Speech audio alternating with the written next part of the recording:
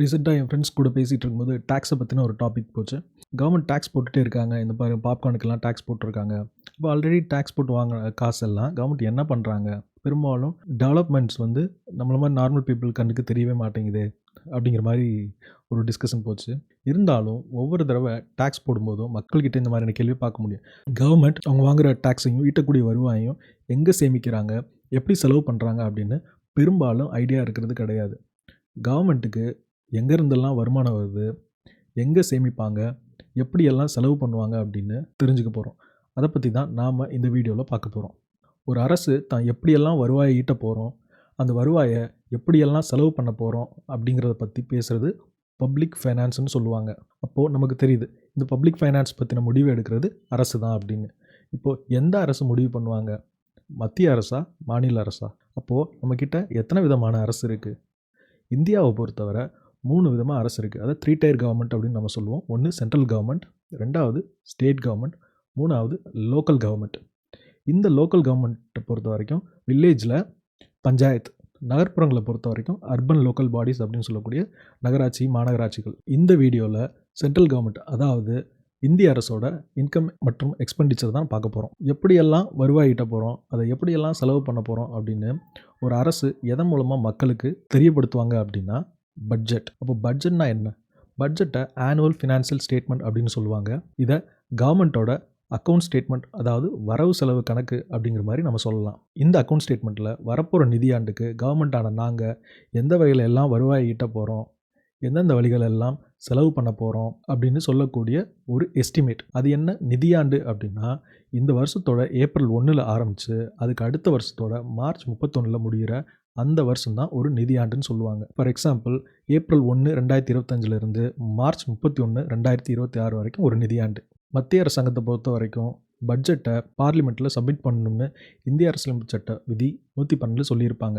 மாநில அரசாங்கத்தை பொறுத்தவரை மாநில சட்டமன்றங்களில் பட்ஜெட்டை சப்மிட் பண்ணணும் அப்படின்னு அரசியலமைப்பு சட்ட விதி 202 சொல்லியிருப்பாங்க. என்னதான் பட்ஜெட் சப்மிட் பண்ணணும்னு சொல்லியிருந்தாலும் இந்திய அரசியலமைப்பில் பட்ஜெட் அப்படிங்கிற வார்த்தையை பயன்படுத்தி இருக்க மாட்டாங்க. அதுக்கு பதிலாக ஏற்கனவே சொன்ன மாதிரி ஆனுவல் ஃபினான்ஷியல் ஸ்டேட்மெண்ட் அப்படின்னு தான் மென்ஷன் பண்ணியிருப்பாங்க. சரி, விஷயத்துக்கு வருவோம். இந்த பட்ஜெட் ஸ்டேட்மெண்ட்குள்ளே என்னெல்லாம் சொல்லியிருப்பாங்க அப்படின்னு பார்த்தோம்னா, ஃபர்ஸ்ட் வரப்போகிற வருஷத்தில் எவ்வளோ வருமானம் ஈட்ட போகிறோம் அப்படிங்கிற எஸ்டிமேட். இதை estimates of revenue and capital receipts அப்படின்னு சொல்லுவாங்க.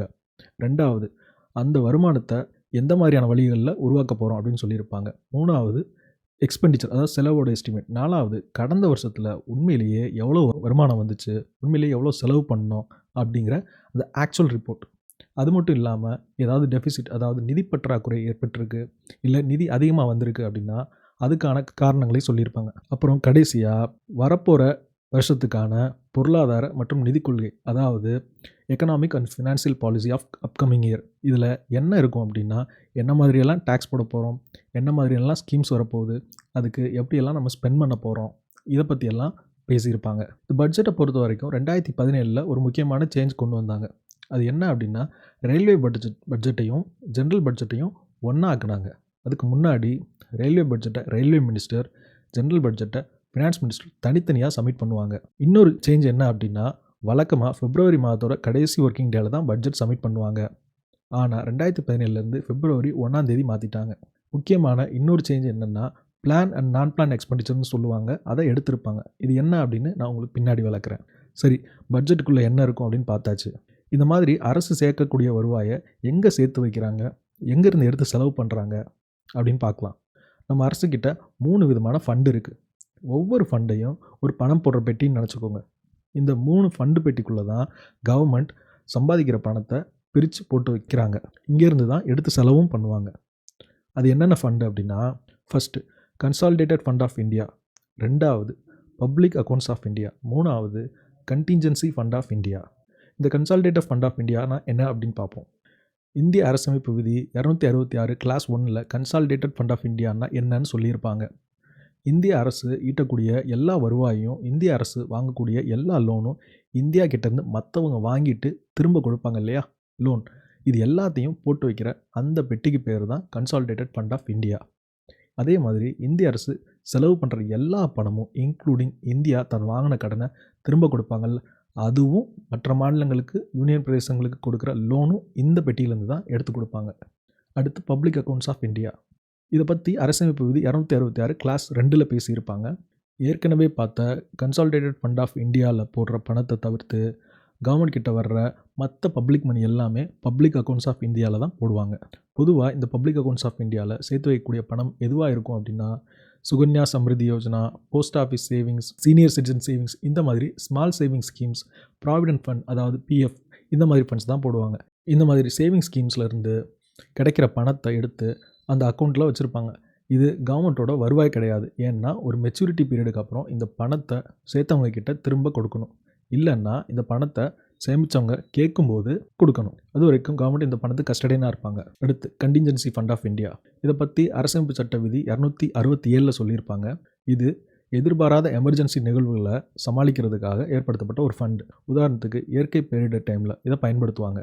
வெள்ளம் வந்துருச்சு, சுனாமி வந்துருச்சு, நிலநடுக்கம், நிலச்சரிவு, இந்த மாதிரியான சூழ்நிலையை எதிர்கொள்கிறதுக்கு பணம் தேவைப்படும். அந்த நேரத்தில் போய் பார்லிமெண்ட் கிட்ட அப்ரூவல் வாங்கிட்டு இருக்க முடியாது. அதனால் இந்திய ஜனாதிபதியோட பேரில் இருக்கிற இந்த ஃபண்டை எடுத்து செலவு பண்ணிவிட்டு அப்புறமா பார்லிமெண்ட் கிட்ட அப்ரூவல் வாங்கிக்கிடுவாங்க. சரி, இப்போ கவர்மெண்ட்டுக்கு எந்த வகையெல்லாம் பணம் வருதுன்னு பார்ப்போம். இது பார்க்குறதுக்கு முன்னாடி நாம் ஒரு சின்ன கான்செப்ட் பற்றி தெரிஞ்சுக்க வேண்டியது இருக்குது. அது என்னென்னா ரெசிப்ட்ஸ் ரெவென்யூ. ரெசிப்ட்ஸ் அப்படின்னா பெறக்கூடியதுன்னு அர்த்தம். நீங்கள் எந்த வகையிலெல்லாம் பணத்தை பெறுறீங்களோ அது எல்லாமே ரெசிப்ட்ஸ். உதாரணத்துக்கு நீங்கள் உங்களோட மாத சம்பளத்தை வாங்குறீங்க, இதுவும் நீங்கள் பெறக்கூடியது. அதே மாதிரி பேங்க்கில் இருந்து ஒரு லோன் வாங்குறீங்க, இதுவும் நீங்கள் பெறக்கூடியது. ஸோ இது ரெண்டையுமே ரெசிப்ட்ஸ் அப்படின்னு தான் சொல்லுவாங்க. ஆனால் இந்த ரெண்டில் நீங்கள் வாங்குகிற சம்பளம் மட்டும்தான் வாங்கினவங்க கிட்ட திரும்பி கொடுக்க தேவையில்லை. இப்படி நீங்கள் ஒரு தடவை வாங்கிட்டு திருப்பி கொடுக்க வேண்டிய அவசியம் இல்லாத பணத்தை தான் ரெவன்யூன்னு சொல்லுவாங்க. ரெவன்யூ ஒரு வகையான ரெசிப்ட்ஸ். ஆனால் லோன் திரும்ப கொடுக்கணும், அப்போது லோன் ரெவன்யூ கிடையாது. பட்ஜெட்டை பொறுத்த வரைக்கும் இந்த ரெசிப்ட்ஸ் 2 விதமாக பிரிப்பாங்க. ஒன்று ரெவன்யூ ரெசிப்ட்ஸ், இன்னொன்று கேபிட்டல் ரெசிப்ட்ஸ். ரெவன்யூ ரெசிப்ட்ஸ் நமக்கு ஏற்கனவே தெரியும் ரெவன்யூனா என்ன அப்படின்னு. இப்போது இதில் கவர்மெண்ட் பெறக்கூடிய பணத்தை திருப்பி கொடுக்க வேண்டிய அவசியம் இல்லை. இது ஒன் வே டிரான்சாக்ஷன் இல்லை ஒன் டைம் செட்டில்மெண்ட் அப்படின்னு சொல்லலாம். இந்த ரெவன்யூ ரெசிப்ட்ஸ் 3 டைப் இருக்குது. Tax revenues, non tax revenues, other நான் டேக்ஸ் ரெசிப்ட்ஸ் அப்படின்னு சொல்லுவாங்க. இந்த டேக்ஸ் ரெவன்யூஸ் என்ன அப்படின்னா அரசு டேக்ஸ் அதாவது வரி விதித்து அதை கலெக்ட் பண்ணி அதிலிருந்து கவர்மெண்ட்டுக்கு கிடைக்கக்கூடிய பணம் தான் tax revenues. For example customs duty, excise duty, income tax, GST, இதெல்லாமே டேக்ஸ் மூலமாக கவர்மெண்ட்டுக்கு கிடைக்கக்கூடிய பணம். அடுத்து non tax revenues. Non tax revenue அப்படிங்கிறது பேரில் இருக்கிற மாதிரி டேக்ஸ் மூலமாக இல்லாமல் மற்ற வகையிலிருந்து கிடைக்கக்கூடிய ரெவன்யூ. இதுக்கு உதாரணமாக என்ன சொல்லலாம் அப்படின்னா சென்ட்ரல் கவர்மெண்ட் ஸ்டேட் கவர்மெண்ட்டுக்கு லோன் கொடுக்குறாங்க. அந்த லோனுக்கு ஸ்டேட் கவர்மெண்ட் வட்டி கொடுப்பாங்க. அந்த இன்ட்ரெஸ்ட் ஒரு நான் டேக்ஸ் ரெவன்யூ. அதே மாதிரி நம்ம சென்ட்ரல் கவர்மெண்ட் இருக்காங்க, அவங்க ஒரு கம்பெனியில் ஷேர் வாங்கி வச்சுருக்காங்க. அந்த ஷேர் மூலமாக டிவிடெண்ட்ஸ் கிடைக்கும் இல்லையா, இது ஒரு நான் டேக்ஸ் ரெவன்யூ. இதுவே கவர்மெண்ட் வச்சுருக்கிற கம்பெனிலேருந்தே கிடைக்கக்கூடிய லாபத்தை ப்ராஃபிட் அப்படின்னு டிக்ளேர் பண்ணுவாங்க. ஸோ இந்த இன்ட்ரெஸ்ட் மூலமாகவும் டிவிடெண்ட்ஸ் மூலமாகவும் ப்ராஃபிட்ஸ் மூலமாகவும் கவர்மெண்ட் கிடைக்கிற அந்த ரெவன்யூவை நான் டேக்ஸ் ரெவன்யூஸ் அப்படின்னு சொல்லுவாங்க. அதர் நான் டேக்ஸ் ரெசிப்ட்ஸ். இதுக்கு கீழே கவர்மெண்ட்டுக்கு எப்படியெல்லாம் பணம் வரும்னா ஃபஸ்ட்டு ஃபிஸ்கல் சர்வீசஸ், அதாவது கவர்மெண்ட் கொடுக்கக்கூடிய நிதி சேவைகள். இன்னும் தெளிவாக சொல்லணும்னா கவர்மெண்ட் கரன்சி அடித்து கொடுக்குறாங்க, அதாவது பணம் அச்சடித்து கொடுக்குறாங்க, காயின் மின்ட் பண்ணி கொடுக்குறாங்க. இதை பண்ணி கொடுக்குறதுனால கவர்மெண்ட்டுக்கு சில ப்ராஃபிட்ஸ் கிடைக்கிது. இப்போ நம்மக்கிட்ட ஒரு 500 ரூபாய் நோட்டு இருக்குது. அந்த நோட்டை அச்சடிக்கிறதுக்கு ஆகிற செலவு கவர்மெண்ட்டுக்கு 50 ரூபான்னு வச்சுக்கோங்க. அதை சர்க்குலேஷனில் விடும்போது கவர்மெண்ட்டுக்கு 450 ரூபா லாபம். ஏன்னா அந்த நோட்டோட மதிப்பு 500 ரூபாய், அவங்க செலவு பண்ண 50 ரூபா போக மிச்சம் 450 ரூபா கவர்மெண்ட்டுக்கு லாபம். அடுத்து கவர்மெண்ட் வேறு சில பொது சேவைகள் வழங்குறது மூலமாக ரெவன்யூ ஜென்ரேட் பண்ணுவாங்க. நம்ம யூபிஎஸ்சி எக்ஸாம் அப்ளை பண்ணுவோம் இல்லையா, அப்போது அதுக்கு ஃபீஸ் எல்லாம் பே பண்ணுவோம். அந்த மாதிரி பேமெண்ட்ஸ் எல்லாம் கலெக்ட் பண்ணுவோம் இல்லையா, அது மூலமாக கவர்மெண்ட்டுக்கு ரெவன்யூ வரும். அடுத்து சோசியல் சர்வீசஸ். இந்த சோசியல் சர்வீசஸ் கிடைக்கக்கூடிய ரெவன்யூ என்ன அப்படின்னா எஜுகேஷன், ஹெல்த், இந்த மாதிரியான டிபார்ட்மெண்ட்லேருந்து கிடைக்கக்கூடிய வருமானம். இப்போ காலேஜுக்கு நம்ம டியூஷன் ஃபீஸ் மற்ற ஃபீஸ் எல்லாம் இந்த மாதிரி கட்டுறோம் இல்லையா, அந்த மாதிரி. அடுத்து எக்கனாமிக் சர்வீசஸ். அது என்ன எக்கனாமிக் சர்வீசஸ் மூலமாக அப்படின்னா இப்போது எலக்ட்ரிசிட்டி, டிரான்ஸ்போர்ட்டேஷன் டிபார்ட்மெண்ட் இதெல்லாம் இருக்குது. இதிலிருந்தெல்லாம் கிடைக்கக்கூடிய வருவாய். இந்த மாதிரி பொருளாதாரம் சார்ந்த சேவைகள் வழங்குறது மூலமாக கவர்மெண்ட் சில வருவாயை சம்பாதிக்கிறாங்க. அடுத்து கிராண்ட் இன் எய்ட் கான்ட்ரிபியூஷன் சொல்லுவாங்க. அது என்ன அப்படின்னா நம்ம கவர்மெண்ட்டுக்கு ஒரு ஃபாரின் கவர்மெண்ட் நிதி உதவி கொடுப்பாங்க. இது மூலமாகவும் கவர்மெண்ட்டுக்கு பணம் கிடைக்குது. ஃபார் எக்ஸாம்பிள் அமெரிக்காவிலேருந்து இந்தியாவுக்கு நிதி உதவி கிடைக்கும். குறிப்பாக கோவிட் டைம்லலாம் நிதி உதவியெல்லாம் கொடுத்துருப்பாங்க. அடுத்து யூனியன் பிரதேசங்கள்லேருந்து கவர்மெண்ட்டுக்கு கிடைக்கக்கூடிய நான் டேக்ஸ் ரெவென்யூ. உதாரணத்துக்கு யூனியன் பிரதேசத்தில் கலெக்ட் பண்ணுற ஃபீஸ், ஃபைன்ஸ் இது எல்லாமே இந்த கணக்கு கீழே வரும். அடுத்து கேபிட்டல் ரெசிப்ட்ஸ்னால் என்னென்னு பார்ப்போம். கேபிட்டல் ரெசிப்ட்ஸை பொறுத்த வரைக்கும் இது 2-வே டிரான்சாக்ஷன், அதாவது கொடுத்துட்டு திரும்ப வாங்குகிற மாதிரியான ஒரு பரிவர்த்தனை. கேபிட்டல்னால் மூலதனம் அப்படின்னு சொல்லுவாங்க. இந்த கேபிட்டல் ரெசிப்ட்ஸில் எதெல்லாம் வரும் அப்படின்னு பார்த்தோம்னா, கவர்மெண்ட் மற்றவங்களுக்கு கொடுத்த லோனை திரும்ப வாங்குறது, புதுசாக ஒரு லோன் வாங்குறது, ஆல்ரெடி கவர்மெண்ட் கிட்ட இருக்கிற ஒரு சொத்தை விற்கிறது, இது மூலமாக கிடைக்கக்கூடிய பணம். அது என்ன கவர்மெண்ட் சொத்து அப்படின்னு பார்த்தோம்னா, இந்த பப்ளிக் செக்டார் கம்பெனி இதை ப்ரைவேட்டுக்கு விற்கும்போது பணம் கிடைக்கும். இந்த ப்ராசஸை டிஸ்இன்வெஸ்ட்மெண்ட் அப்படின்னு சொல்லுவாங்க. ஸோ இதெல்லாம் கேபிட்டல் ரெசிப்ட்ஸ் அப்படின்னு சொல்லுவாங்க. இந்த கேபிட்டல் ரெசிப்ட்ஸை 2 விதமாக பிரிப்பாங்க. ஒன்று கடன் ஏற்படுத்தக்கூடிய கேபிட்டல் ரெசிப்ட்ஸ், இன்னொன்று கடன் ஏற்படுத்தாத கேபிட்டல் ரெசிப்ட்ஸ். அது என்ன கடன் ஏற்படுத்தக்கூடிய கேபிட்டல் ரெசிப்ட்ஸ் அப்படின்னா, இதை டெப்ட் கேபிட்டல் ரெசிப்ட்ஸ் அப்படின்னு சொல்லுவாங்க. இது என்னென்னா கடன் மூலமாக பணத்தை வாங்குறது. இந்த கடனை 2 விதமாக பிரிக்கிறாங்க. ஒன்று புதுசாக லோன் எடுக்கிறது, இதை பாரோயிங் அப்படின்னு சொல்லுவாங்க. இதுக்கு அடுத்து திருப்பி கொடுக்க வேண்டிய மற்ற சில கடன்கள் இருக்குது, அதை அதர் லயபிலிட்டிஸ் அப்படின்னு சொல்லுவாங்க. பாரோயிங், நமக்கு பாரோயிங்னா என்னன்னு தெரியும். கடனை வாங்குறதுக்கு கவர்மெண்ட்டுக்கு செக்யூரிட்டி தேவைப்படும். அதாவது கவர்மெண்ட்டுக்கு யாராவது செக்யூரிட்டி கொடுக்கணும் அப்படின்னா, நம்ம ஏற்கனவே கன்சாலிடேட்டட் ஃபண்ட் ஆஃப் இந்தியா அப்படின்னு ஒன்று பார்த்தோம்ல, அதை செக்யூரிட்டியாக வச்சு கவர்மெண்ட் கடன் வாங்குவாங்க. கடனை திரும்ப கட்டுறதும் அந்த கன்சாலிடேட்டட் ஃபண்ட் ஆஃப் இந்தியாவில் தான் எடுத்து கட்டுவாங்க. இந்த கடனை 2 விதமாக வாங்குவாங்க. ஒன்று உள்நாட்டு கடன், அதை இன்டர்னல் பாரோயின்னு சொல்லுவாங்க. இன்னொன்று வெளிநாட்டு கடன், இதை எக்ஸ்டர்னல் பாரோயின்னு சொல்லுவாங்க. உள்நாட்டு கடன், உள்நாட்டில் எப்படியெல்லாம் கடன் வாங்கலாம் அப்படின்னு கவர்மெண்ட்டுக்கு சில பிளான்ஸ் இருக்குது. இந்த பிளான் மூலமாக தான் லோக்கலில் கடன் வாங்குவாங்க. நம்ம கடன் சொல்கிறது எல்லாமே லோன் தான். First market loans. இந்த மார்க்கெட் லோனில் கவர்மெண்ட் பப்ளிக்குக்கும் நிதி நிறுவனங்களுக்கும் தங்களுடைய பாண்ட்ஸை கொடுப்பாங்க. பாண்ட்ஸ் அப்படின்னா பத்திரங்கள் தான். அந்த பாண்ட்ஸில் மெச்சூரிட்டி பீரியட் அப்போது இவ்வளோ கிடைக்கும், அதே மாதிரி குறிப்பிட்ட பீரியடுக்கு வட்டி கிடைக்கும் அப்படின்னு தெளிவாக மென்ஷன் பண்ணி கொடுப்பாங்க. இந்த மார்க்கெட் லோன் பொதுவாக லாங் டேர்ம் லோனாக இருக்கும், குறைஞ்சது ஒரு 12 மாதம். ரெண்டாவது ட்ரெஸரி பில்ஸ், கவர்மெண்ட்டோட கருவூலங்கள், அதாவது ட்ரெஸரியிலேருந்து ட்ரெஸரி பில்ஸ் அப்படின்னு கொடுப்பாங்க. இதுவும் கிட்டத்தட்ட பாண்டு மாதிரி தான். இது 0 கூப்பன் பாண்ட் அப்படின்னு சொல்லுவாங்க. அதாவது இதில் இன்ட்ரெஸ்ட் கிடையாது.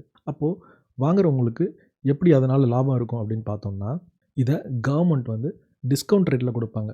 ஃபார் எக்ஸாம்பிள், பத்திரத்தோட வேல்யூ 1000 ரூபான்னு வச்சுக்கோங்க. அதை கவர்மெண்ட் பப்ளிக் கிட்ட கொடுக்கும்போது வெறும் 700 ரூபாய்க்கு கொடுத்துருவாங்க. அந்த மெச்சூரிட்டி பீரியட் முடிஞ்சதுக்கப்புறம் வாங்கின நம்ம அந்த பத்திரத்தை கொடுத்துட்டு 1000 ரூபாயை திரும்ப வாங்கிக்கலாம். இது ஒரு short term bond. Short term அப்படின்னா 14 நாட்கள், 182 நாட்கள் அப்படின்னு மென்ஷன் பண்ணியிருப்பாங்க.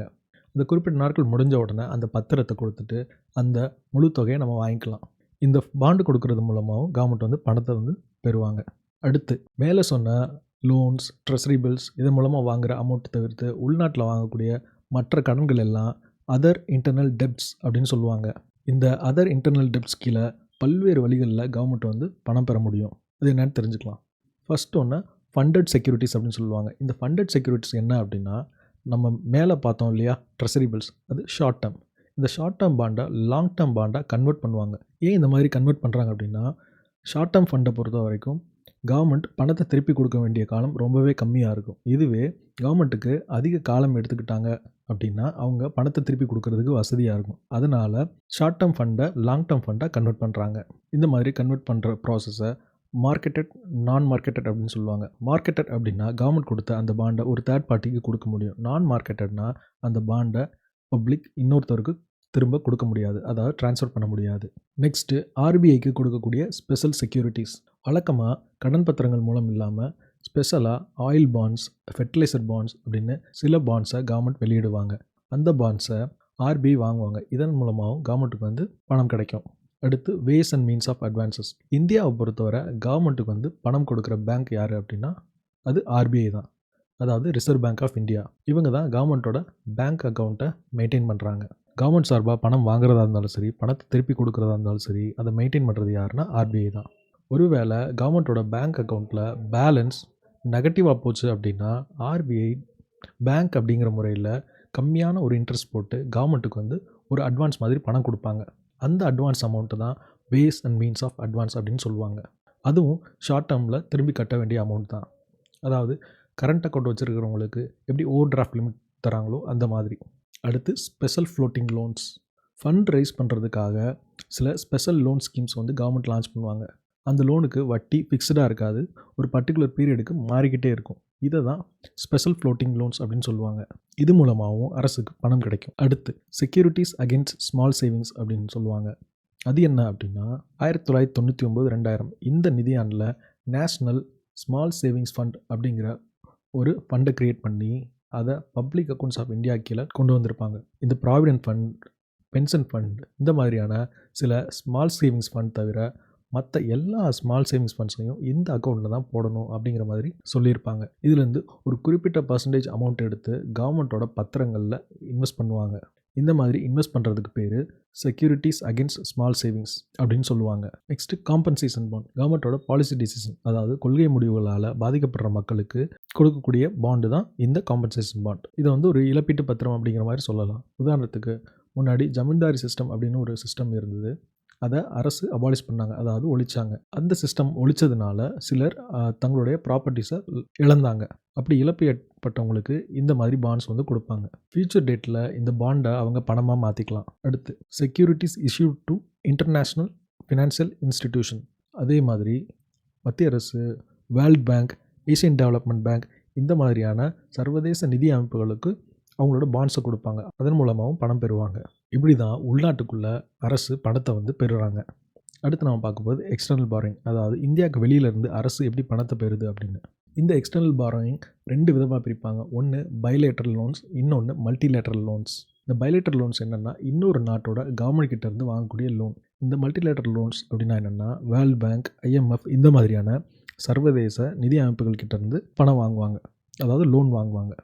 நம்ம ஏற்கனவே பார்த்த மாதிரி செக்யூரிட்டிஸ் கொடுத்து இந்த மாதிரி வேர்ல்ட் பேங்க் கிட்ட பணம் வாங்குறது இந்த செக்ஷன் கீழே வராது. அரசாங்கம் கடன் மூலமாக பணம் பெறும் வழிமுறையில் அடுத்து நம்ம பார்க்க போகிறது அதர் லயபிலிட்டிஸ்.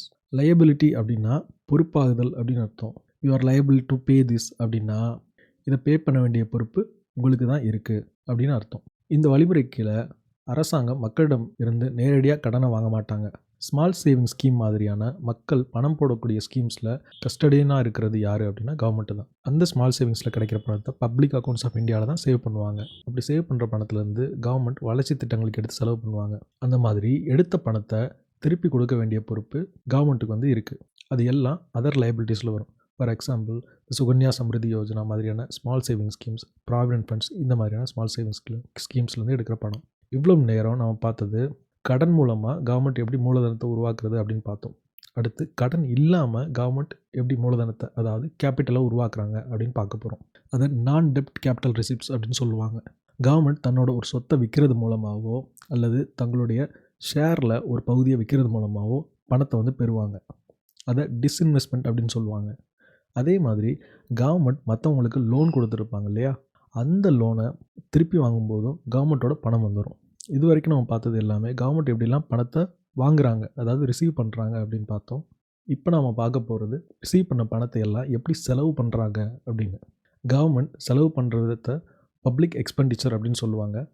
எப்படி ரிசிப்ட்ஸை ரெவன்யூ ரிசிப்ட்ஸ், கேபிட்டல் ரிசிப்ட்ஸ் அப்படின்னு பிரித்தோமோ இந்த எக்ஸ்பெண்டிச்சரையும் 2ஆக பிரிக்கலாம். அது என்ன அப்படின்னா ரெவன்யூ எக்ஸ்பெண்டிச்சர், கேபிட்டல் எக்ஸ்பெண்டிச்சர். கவர்மெண்ட்டுக்கு ரெகுலராக ஒரு செலவு இருக்கும். அந்த செலவு பண்ணுறதுனால திரும்ப எந்த விதமான ரெவன்யூவும் கவர்மெண்ட்டுக்கு கிடைக்க போகிறதில்ல. அப்படிப்பட்ட செலவு தான் ரெவன்யூ எக்ஸ்பெண்டிச்சர். அதுவும் ஒன் வே டிரான்சாக்ஷன் தான்.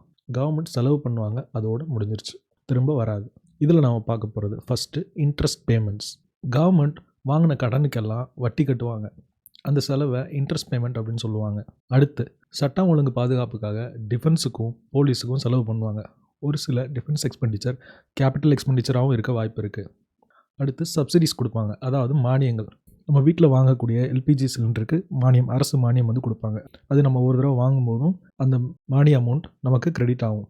அதே மாதிரி ஃபெர்டிலைசர், உரத்துக்கு விவசாயிகளுக்கு மானியம் கொடுப்பாங்க. இதெல்லாம் அரசுக்கு ரெவன்யூவாக வரப்போகிறது கிடையாது. இது ஒன் டைம் பேமெண்ட் தான். மாநிலங்களுக்கும் யூனியன் பிரதேசங்களுக்கும் கவர்மெண்ட் கொடுக்குற நிதி, அதாவது கிராண்ட் அப்படின்னு சொல்லுவாங்க. இதுவும் அரசோட ஒரு செலவு தான். அடுத்து பென்ஷன்ஸ் அண்ட் சேலரிஸ், அதாவது அரசு ஊழியர்கள் எல்லாருக்கும் கொடுக்குற சேலரி, ஓய்வூதியம், இது எல்லாமே இந்த செலவு கீழே வரும். மினிஸ்ட்ரி ஆஃப் ஃபினான்ஸ் ரிப்போர்ட் படி 2021-22 காலகட்டத்தில் பென்ஷன், சேலரி அப்படின்னு கவர்மெண்ட்டுக்கு கிட்டத்தட்ட 7,60,000 கோடி ரூபாய் செலவு. இதில் பாதி பென்ஷனுக்கு மட்டுமே. அடுத்து எக்கனாமிக் சர்வீசஸ், அதாவது விவசாயம், போக்குவரத்து, எலக்ட்ரிசிட்டி, இந்த மாதிரி செக்டாரில் கவர்மெண்ட் பண்ணுற செலவுகள், அதாவது திரும்ப வருமானம் வர முடியாத செலவுகள். அடுத்து அதர் ஜென்ரல் சர்வீஸ்னு சொல்லுவாங்க. வெளியுறவுத்துறை மாதிரியான விஷயங்களுக்கு அரசு பண்ணுற செலவுகள் எல்லாம் இந்த சர்வீஸ் கீழே வரும். வெளியுறவுத்துறை அப்படின்னு சொல்லும்போது வெளிநாட்டு தொடர்பு, அதாவது வெளிநாட்டு விவகாரங்கள். நம்மக்கிட்ட வெளியுறவுத்துறை அமைச்சகம்னு ஒரு அமைச்சகம் இருக்குது, அதுக்கு கீழே வரக்கூடிய செலவுகள். அடுத்து சோசியல் சர்வீஸ், எஜுகேஷன், ஹெல்த், இந்த மாதிரியான செக்டாரில் அரசு பண்ணக்கூடிய செலவுகள். இதுவும் சில வருமானம் ஈட்ட முடியாத செலவுகள். அடுத்து போஸ்டல் டெபிசிட். இப்போது போஸ்டல் டிபார்ட்மெண்ட் வந்து ரெவன்யூ அதிகமாக ஜென்ரேட் பண்ணுறது கிடையாது, ஆனால் அது ரன் ஆகிட்டுருக்கு. எக்ஸ்பெண்டிச்சர் டிபார்ட்மெண்ட்டோட ரிப்போர்ட் படி 2022-23 போஸ்டல் டிபார்ட்மெண்ட்டுக்கு பண்ண செலவு கிட்டத்தட்ட 31,500 கோடி. ஆனால் அங்கேருந்து வருமானம் வந்தது கிட்டத்தட்ட 11,000 கோடி தான். சட்டமன்றம் இல்லாத யூனியன் டெரிட்டரிக்கு பண்ணுற செலவுகள். சட்டமன்றம் இல்லாத யூனியன் டெரிட்டரி அப்படின்னு சொல்லும்போது, இப்போ பாண்டிச்சேரியில் சட்டமன்றம் இருக்குது, ஜம்மு காஷ்மீர் இப்போ யூனியன் டெரிட்டரியாக இருக்குது, அங்கேயும் சட்டமன்றம் இருக்குது. அப்போது இது இல்லாத மற்ற யூனியன் டெரிட்டரிஸ் இருக்குது இல்லையா, யூனியன் பிரதேசங்கள், அதுக்கு பண்ணக்கூடிய செலவுகள். அடுத்து ஃபாரின் கவர்மெண்ட்டுக்கு நம்ம கொடுக்கக்கூடிய கிராண்ட். இந்தியாவுக்கு எப்படி ஃபாரின் கவர்மெண்ட், அதாவது அமெரிக்கா மாதிரி நாடுகள் ஃபண்ட் பண்ணுச்சோ, அந்த மாதிரி இந்தியாவும் நேபாள், பூட்டான் மாதிரியான நாடுகளுக்கு கிராண்ட்ஸ் வந்து கொடுப்பாங்க. அதுவும் ஒரு வகையான செலவு, அது இதுக்கு இந்த சப்ஜெக்ட் கீழே வரும். அடுத்து நம்ம பார்க்க போகிறது கேபிட்டல் எக்ஸ்பெண்டிச்சர். இது வந்து 2 வே டிரான்சாக்ஷன் தான். அதாவது பண்ணுற செலவு ஒரு குறிப்பிட்ட காலத்துக்கு அப்புறம் வருமானமாக வந்துட்டுருக்கும். உதாரணத்துக்கு இப்போது அரசு ஒரு செலவு பண்ணி ஒரு சொத்தை உருவாக்குறாங்க, அந்த சொத்து மூலமாக அரசாங்கத்துக்கு ஒரு ரெவன்யூ வந்துக்கிட்டே இருக்கும், அதை கேபிட்டல் எக்ஸ்பெண்டிச்சர் அப்படின்னு சொல்லுவாங்க. அதே மாதிரி ஸ்டேட்ஸுக்கு லோன் கொடுக்குறாங்க, அதுவும் ஒரு கேபிட்டல் எக்ஸ்பெண்டிச்சர். ஸ்டேட்ஸ்னால் மாநிலங்களுக்கு கொடுக்குறது. ஒரு செலவு கேபிட்டல் எக்ஸ்பெண்டிச்சரா அப்படின்னு முடிவு பண்ணுறதுக்கு சில விதிமுறைகள் இருக்குது. அதை பயன்படுத்தி தான் அது ரெவன்யூ எக்ஸ்பெண்டிச்சரா இல்லை கேபிட்டல் எக்ஸ்பெண்டிச்சரா அப்படின்னு முடிவு செய்வாங்க. அடுத்து நம்ம பார்க்க போகிறது பிளான் அண்ட் நான் பிளான் எக்ஸ்பெண்டிச்சர். நான் ஏற்கனவே சொன்ன மாதிரி ஃபஸ்ட்டு ஆரம்பத்தில் சொன்னேன் இல்லையா, பிளான் அண்ட் நான் பிளான் எக்ஸ்பெண்டிச்சர். இந்த செக்மெண்ட்டை 2017 பட்ஜெட் அப்போ முழுசாக நீக்கியிருப்பாங்க. அது என்ன அப்படின்னு பார்ப்போம். 2015 ஏற்கனவே நாட்டோட வளர்ச்சிக்கு திட்டம் வகுக்கக்கூடிய திட்டக்குழு, அதாவது பிளானிங் கமிஷனை நீக்கிட்டு புதுசாக நிதி ஆயோக் அப்படிங்கிற ஒரு அமைப்பை வந்து உருவாக்குனாங்க. அதுக்கு முன்னாடி பிளானிங் கமிஷன் 5 ஆண்டு திட்டம் அப்படிங்கிற ஒன்றை தீட்டி நாட்டோட வளர்ச்சிக்கு திட்டங்களை வகுத்துக்கிட்டு இருந்தாங்க. அப்படி 5 ஆண்டு திட்டம் போடும்போது ஒவ்வொரு திட்டத்துக்கும் இவ்வளோ செலவு அப்படின்னு சொல்லி அவங்க முடிவு பண்ணியிருப்பாங்க.